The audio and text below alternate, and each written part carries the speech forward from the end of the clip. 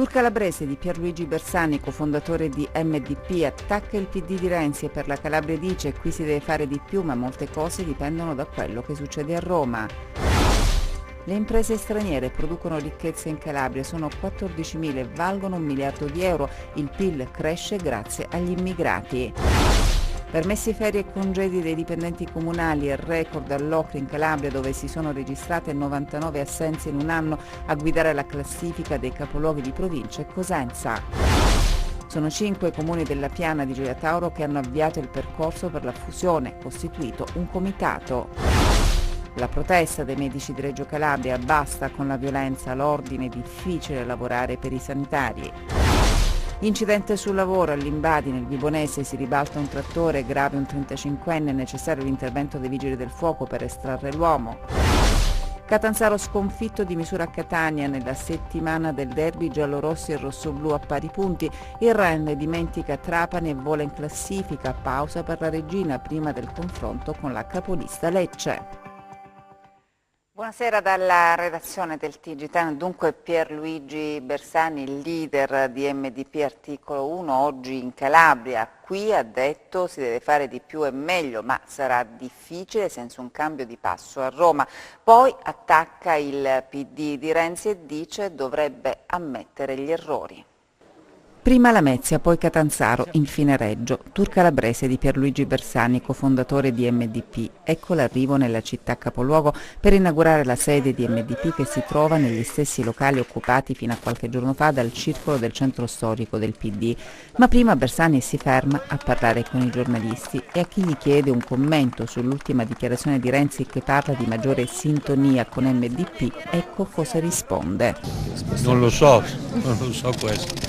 Bisogna vedere cosa dice sul resto, perché lui si preoccupa sempre di rivendicare quello che si è fatto e purtroppo c'è qualche milione di elettori che non sono d'accordo. Pierluigi Bersani chiede dunque un cambio di passo da parte del PD come precondizione per un'intesa elettorale e un riconoscimento degli errori che, a suo giudizio, sono stati commessi sotto la guida di Renzi. Bisogna tornare subito su alcune politiche che sono state sbagliate, cominciare da Jobs Act, andando avanti sulla scuola, sulle questioni della sanità, i super ticket, sulle questioni fiscali. Poi per la Calabria dice: qui i problemi sono gli stessi delle altre regioni d'Italia, ma a dose doppie, e quindi si deve fare di più, ma senza un cambio di passo a Roma è difficile, visto che molte cose dipendono proprio da Roma. Cambiando radicalmente nei programmi, nelle proposte, nelle cose che si dicono, smettendo l'arroganza del governo, cercando di dare un messaggio che sia più in sintonia con la vita comune dei cittadini. Gli immigrati contribuiscono quasi per il 5% al PIL della Calabria, lo dice il 13° rapporto dell'economia in provincia di Cosenza, studio promosso da BCC Mediocrati. Le imprese di stranieri contribuiscono al PIL calabrese con oltre 1 miliardo di euro, lo dice il 13° rapporto sull'economia in provincia di Cosenza, redatto da Demoscopica per conto della BCC Mediocrati. Gli immigrati contribuiscono con un valore aggiunto pari al 4,9% della ricchezza regionale. Cresce il numero degli occupati extracomunitari, oggi quasi 23.000 su circa 33.000, e triplica la presenza delle aziende attive sul territorio regionale. In sostanza si conferma una lieve crescita dell'economia calabrese. In altre parti d'Italia si sta muovendo di più, diciamo che in Calabria sta mantenendo i progressi del 2015, ma quest'anno abbiamo attenzionato un po' il fenomeno dell'immigrazione, che è un fenomeno che preoccupa tutti. Abbiamo voluto capire in che dimensioni impatta sull'economia regionale. Abbiamo scoperto che c'è una realtà abbastanza dinamica. L'occupazione degli immigrati cresce, invece l'occupazione generale diminuisce. A livello demografico il numero degli stranieri è triplicato in provincia di Cosenza e in Calabria è raddoppiato. Ovviamente questo contribuisce sicuramente ad attenuare i processi del declino demografico.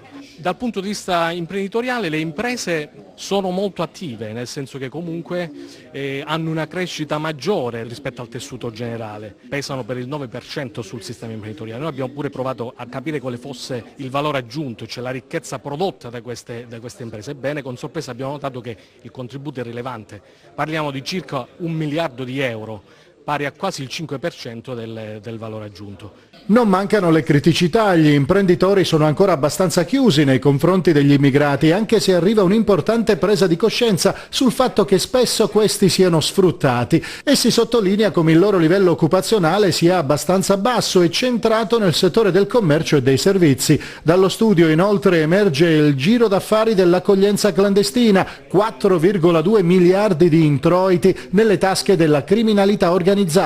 In generale è ancora l'agricoltura che sostiene l'economia del Cosentino. I dipendenti comunali tra ferie, permessi e congedi sono assenti dal lavoro per gran parte dell'anno. Il primato italiano spetta all'Ocri a guidare la classifica dei capoluoghi di provincia, invece è Cosenza. Vediamo. E poi dicono che i comuni non funzionano, pensate che all'Ocri siamo nel Reggino, tra malattie, ferie, permessi e congedi i dipendenti hanno fatto registrare il 99%, per essere precisi il 99,4% di assenza in un anno, un primato nazionale secondo quanto pubblicato oggi dal quotidiano economico Il Sole 24 Ore.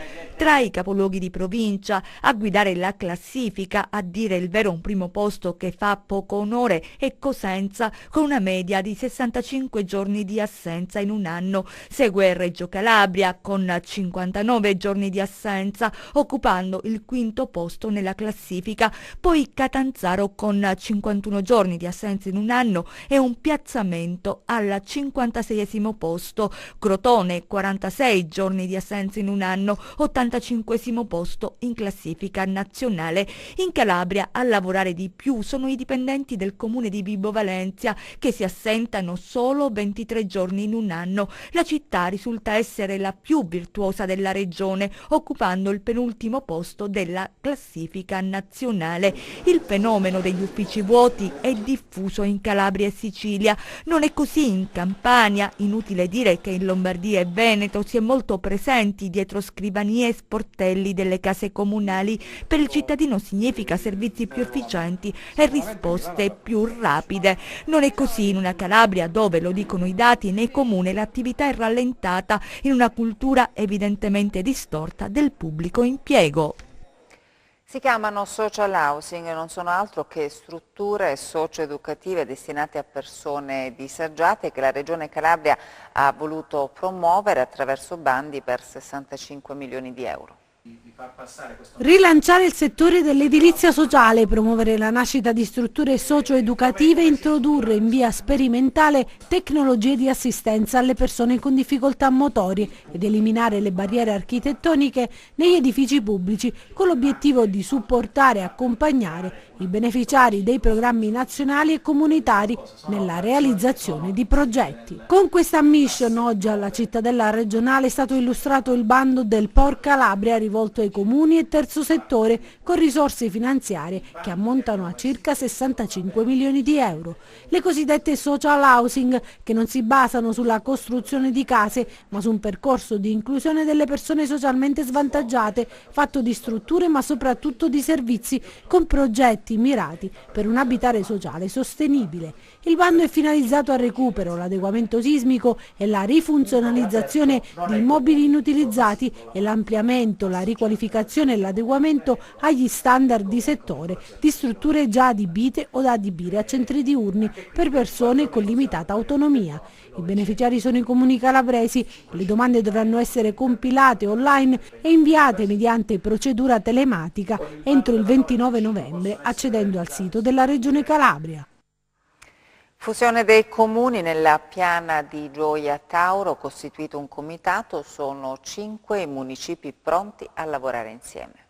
5 comuni che si fondono in un'unica realtà amministrativa. Muove i primi passi il Comitato Civico Pro Conurbazione per una città nuova, formato dai 22 soci promotori dei 5 comuni interessati. Si tratta di Cinquefrondi, Polistena, Noia, Melicucca e San Giorgio Morgeto, che ieri ha tenuto a battesimo la sua prima uscita pubblica ufficiale con una convention illustrativa presso l'ITIS Milano di Polistena. È un comitato aperto, anzi il nostro obiettivo è solo di essere promotori, quindi di portare avanti quest'idea, ma dobbiamo aprirci a tutte quelle che sono le persone che condividono quest'idea. Sarà un percorso lungo, difficile, lo sappiamo benissimo, ma per chi come me, tutti i componenti del comitato che amano il territorio, che amano questo territorio, amano la Calabria, vogliono che qualcosa cambi, vogliono che si migliori su questo territorio, noi pensiamo che questa sia l'unica strada da perseguire. 5 comuni, 94 km² di territorio, potenziale da gestire, la seconda area urbana più popolosa dopo quella di Reggio Calabria, per creare un interlocutore unico non solo in vista della città metropolitana, ma anche quale ente sovraordinato che intrattenga rapporti con le istituzioni regionali, nazionali e europee. Una conurbazione che creerebbe una macro area di quasi 30.000 abitanti che per il momento resta senza un nome atteso e che anche sul battesimo per la posizione del nome si dovranno esprimere ancora una volta i cittadini residenti. La protesta dei medici di Reggio Calabria all'ordine della città dello Stretto dice basta violenza. Parlano apertamente di guerra i medici reggini. Il Consiglio dell'Ordine Provinciale, con una nota ufficiale, è intervenuto sulle gravi vicende che hanno riguardato alcuni medici ospedalieri e non, vittime di episodi di violenza e minacce. Episodi che si ripetono con insistenza e che non lasciano tranquilli. Fatti accaduti ai riuniti di Reggio Calabria, ma altre segnalazioni arrivano da altre strutture ospedaliere e nello studio professionale di un medico di base a Villa San Giovanni. Situazione insostenibile ormai che induce ad una seria riflessione e all'assunzione di provvedimenti urgenti, tanto che sabato prossimo a Reggio Calabria ci sarà una riunione con i rappresentanti delle forze dell'ordine. Siamo in guerra, scrivono i componenti del Consiglio dell'Ordine di Reggio, viaggiamo al ritmo di un episodio di violenza al giorno tra intimidazioni verbali, minacce ed aggressioni. L'ultimo di una lunga serie di episodi, nel documento si parla di sequel thriller, ha riguardato un medico del reparto di ginecologia dei riuniti. Il professionista, mentre stava effettuando il giro di visite e di controllo della terapia, ha notato che i parenti di una degente stavano entrando in stanza prima dell'orario d'ingresso previsto. Ha chiesto alle persone di lasciare il reparto per una questione di privacy, ma per tutta risposta è stato aggredito da un uomo che, dopo averlo afferrato per la gola e sbattuto contro una porta, lo ha anche minacciato di morte. In poche ore un altro episodio a Villa San Giovanni, dove un medico di base è stato per quasi un giorno in balia di un malato di mente. L'uomo, in chiaro stato di alterazione, ha minacciato di compiere una strage. Solo la pazienza del medico ha impedito gravissime conseguenze. In qualche modo è riuscito a fare una telefonata e a chiedere soccorsi. L'aggressore è stato poi trasferito con un provvedimento di TSO all'ospedale di Taormina. Ci spostiamo adesso a Vibo, dove il procuratore Gratteri parla del rafforzamento della procura.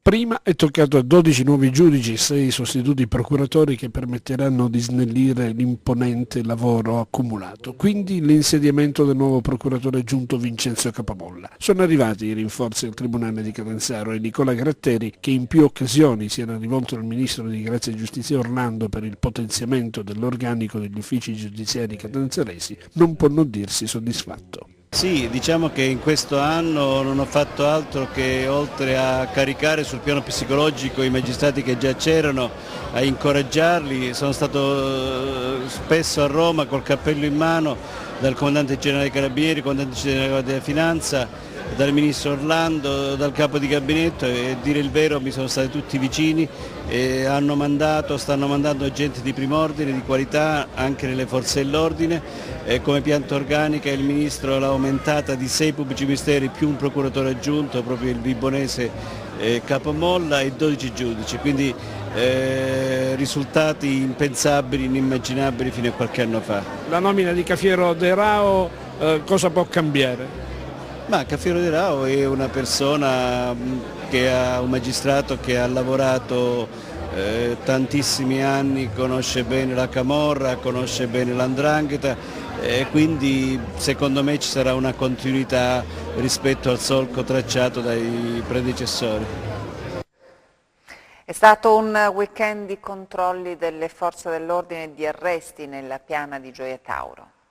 È stato un weekend di controlli e arresti nella piana di Gioia Tauro ad opera dei carabinieri, 2 fermi, 2 denunce, 75 mezzi controllati e altrettanti controlli su 127 persone della zona. E questo è il bilancio complessivo dei servizi straordinari di accertamento del territorio della piana effettuati negli ultimi giorni dai carabinieri della compagnia di Gioia Tauro al comando del capitano Gabriele Lombardo. In particolare nel corso dei servizi militari dell'Arma hanno effettuato numerosi controlli mirati a persone e a veicoli. In questo ambito i militari a Rizziconi hanno arrestato Mirsea Marius Domitriu, cittadino rumeno 39enne, pregiudicato perché sorpreso dai militari a rubare l'energia elettrica pubblica. I carabinieri insieme ai tecnici dell'Enel hanno scoperto un allaccio abusivo alla rete elettrica tramite l'utilizzo di un cavo che fuoriusciva dall'abitazione dell'uomo e si allacciava abusivamente al palo dell'energia elettrica pubblica. Al termine degli accertamenti il cittadino rumeno è stato arrestato ed ora è ai domiciliari. A Melicucco sempre i carabinieri della stazione hanno arrestato Vincenzo Politanò, 66enne, pregiudicato per il reato di detenzione ai fini di spaccio di sostanza stupefacente per fatti commessi alla fine del 2015. Dovrà scontare la sentenza emessa dal Tribunale di Agrigento con la condanna definitiva a 4 anni e 7 mesi in carcere, motivo per cui è stato portato presso il penitenziario di Palmi. Infine i carabinieri della stazione di Gioia Tauro hanno denunciato in stato di libertà 2 persone residenti nel quartiere Ciambra, sorpresi dai militari dell'Arma a bordo di un motocarro mentre versavano nei pressi del piazzale antistante della scuola per l'infanzia Luigi Settembrini rifiuti speciali di varia natura, nonché componenti di auto. E adesso i nostri 100 secondi di cronaca. Un veliero di 12 metri, battente bandiera tedesca con a bordo 58 migranti è stato intercettato dalla Guardia di Finanza a Crotone. A bordo 33 uomini, 9 donne e 16 minori non accompagnati, tutti di nazionalità curdo-irachena. Il veliero è stato scortato fino al porto di Crotone, dove sono state avviate le operazioni di sbarco. Le condizioni dei profughi sono giudicate buone.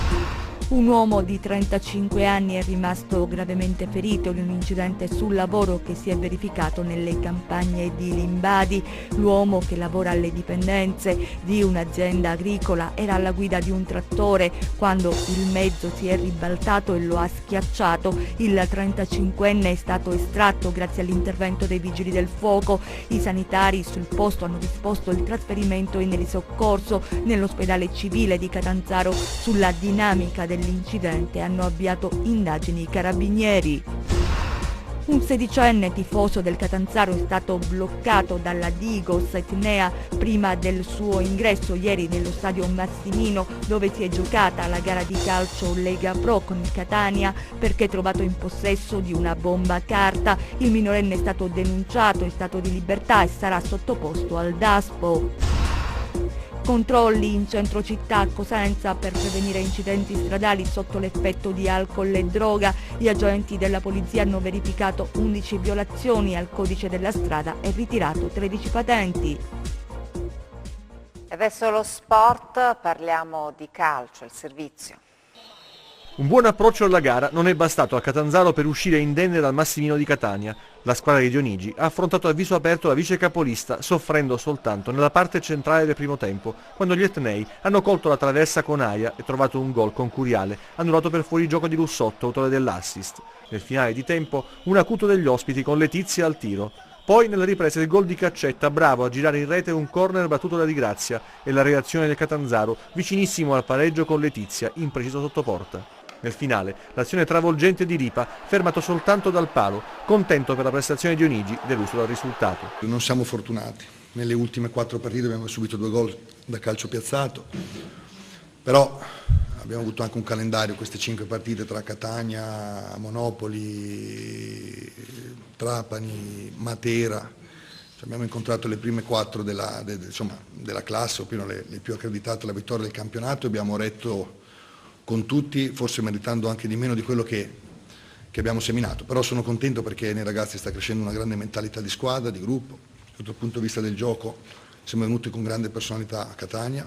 La sconfitta del Catanzaro vale l'aggancio in classifica da parte del Cosenza, vittorioso sulla Juve Stabia, giallorossi e rossoblù appaiati proprio a 7 giorni dal derby di domenica, un motivo in più che rende la sfida ancora più accattivante. Mai come quest'anno il confronto è tra due formazioni dal valore simile, il Catanzaro non ha spiccato il volo con il cambio di allenatore, il Cosenza si è sollevato pian piano dalle sabbie mobili e mostra i segni evidenti di una graduale crescita. Contro la Juve Stabia i lupi non hanno avuto esitazioni, spingendo con lucidità e grinta prima e dopo il gol di Bruccini, sfiorando il raddoppio e rischiando quasi nulla. Per Braglia è un altro passo in avanti verso la costruzione di un Cosenza più solido. Piano piano, dobbiamo capire certe cose, stiamo avvicinandoci, però ogni partita c'ha un'insidia, noi non possiamo permetterci nemmeno di rilassarci un attimino.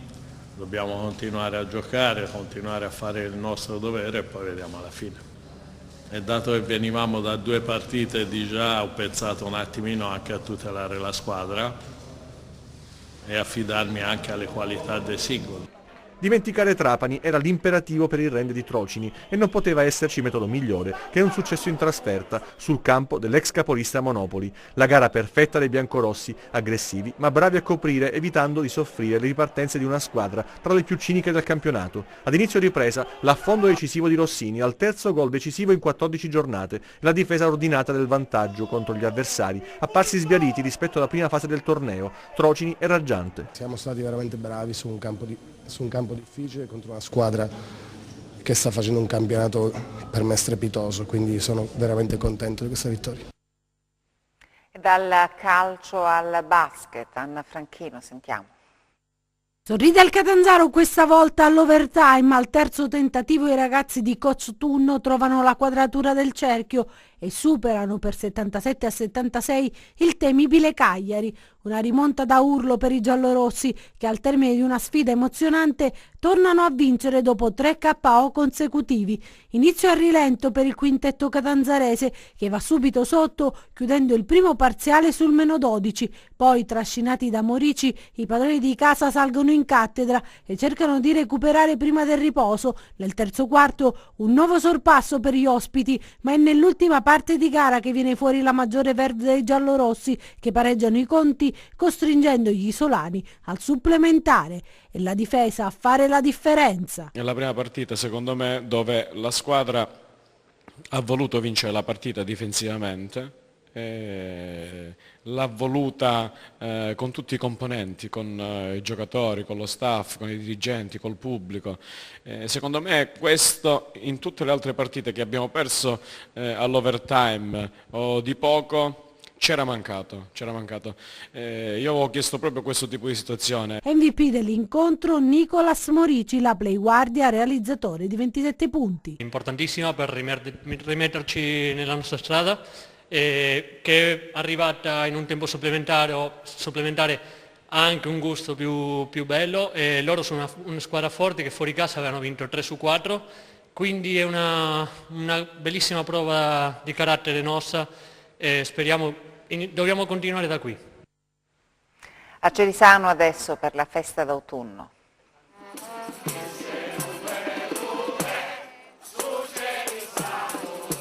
A Cerisano Palazzo Sersale è stata per il secondo anno consecutivo la cornice scelta per celebrare la festa d'autunno. 1 o 2 giorni che, oltre a riscoprire antiche tradizioni, sapori di un tempo e buona musica, è stata anche occasione di riflessione e confronto sulle opportunità possibili per le aree interne. Abbiamo pensato quest'anno di riproporre la nostra festa d'autunno che aveva avuto un buon successo e l'abbiamo arricchita anche con questi momenti di dibattito e di confronto, approfittando dei nostri amici, personalità della politica, per parlare, pensare quelle che possono essere le vere opportunità di sviluppo per i nostri territori.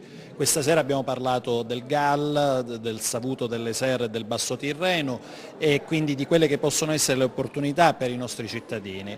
Abbiamo approfittato della presenza del Presidente della Provincia, del Sindaco di Rogliano e degli altri amici proprio per cercare di incominciare a fare un po' di promozione su questo territorio, su questo comprensorio di quelle che possono essere le opportunità per il mondo dell'agricoltura, per quelle che sono le tante progettualità che si possono adesso finanziare attraverso le opportunità appunto del GAL.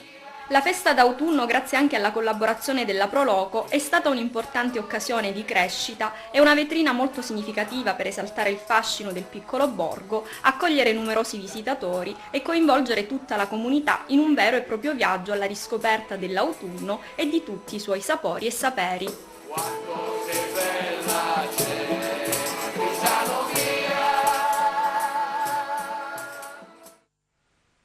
E in chiusura le previsioni del tempo.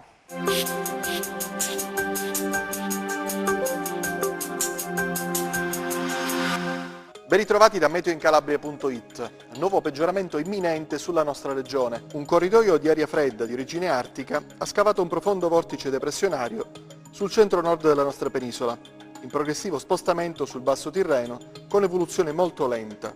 Avremo pertanto maltempo diffuso sul Mediterraneo centrale, con possibile coinvolgimento a più fasi anche del nostro territorio.